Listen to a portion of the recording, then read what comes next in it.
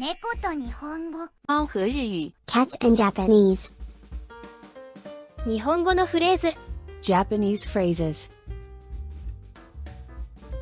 朝の行動。 Morning routine. 今日は朝のルーティーンを紹介します。丁寧形と普通形の表現をお送りします。どんな助詞が使われているか注目してください。ぜひ覚えましょう。僕たちのチャンネルが迷子にならないうちに登録してくださいね。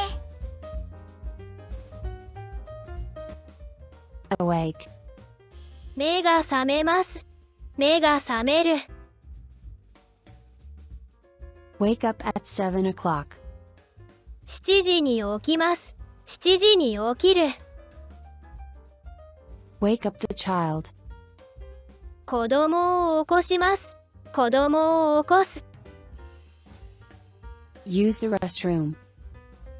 トイレに行きます。トイレに行く。Take off one's pajamas.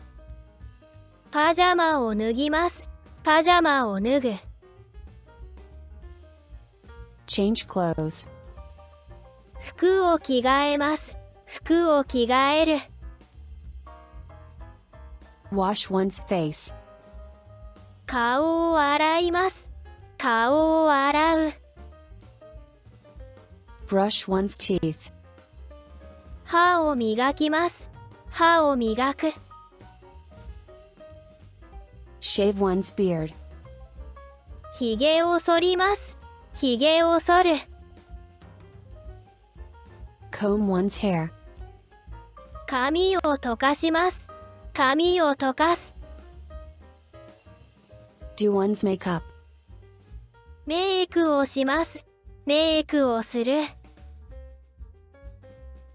Make breakfast. 朝ごはんを作ります。朝ごはんを作る。Eat breakfast. 朝ごはんを食べます。朝ごはんを食べる。Brew coffee. コーヒーを入れます。コーヒーを入れる。Brew tea. お茶を入れます。お茶を入れる。Prepare one's belongings. 持ち物を用意します。持ち物を用意する。Check the schedule. 予定を確認します。予定を確認する。